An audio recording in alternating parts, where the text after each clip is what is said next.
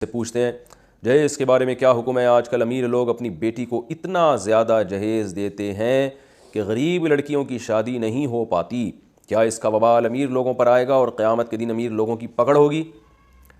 جہیز چاہے امیر ہو یا غریب ہو یہ غیر شرعی رسم ہے. نہ امیروں پر ہے کہ نہ امیروں کے لیے جائز ہے کہ وہ اس رسم میں اس بری رسم میں تائید کریں اور نہ غریبوں کے لیے. تو اصل میں یہ ذمہ داری ہے اس آدمی کی جس کی شادی ہو رہی ہے، اس لڑکے کی یا اس کے والدین کی. وہ سختی سے منع کریں کہ ہمیں جہیز نہیں چاہیے. وہ ایسے معذرت ایسے پھسپھسے طریقے سے منع کر رہے ہوتے ہیں کہ وہ لڑکی والے سمجھ جاتے ہیں ان کو چاہیے. اور اگر وہ لڑکی والے نہیں دیں گے، دیکھیں دیں گے تو پھر اپنی شان کے مطابق دیں گے نا. اگر امیر آدمی کی بیٹی کی شادی ہو رہی ہے اور وہ جہیز میں 2 پلنگ پکڑا دے تو لوگ کہیں گے اس تکلف کی ضرورت کیا تھی آپ کو. وہ تو دے گا تو ظاہر اپنے حساب سے دے گا، بتائے گا کہ میرے بھائی میرے پاس پیسہ ہے. اور غریب آدمی اپنے حساب سے دے گا.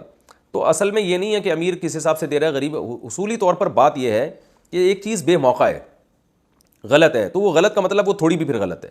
تو ہونا یہ چاہیے کہ لڑکے والے اس کا بائیکاٹ کریں، وہ لڑکی کی اماں کو بولیں، ابا کو بولیں کہ ہمیں نہیں چاہیے، اور اس کا مطلب ہے نہیں چاہیے.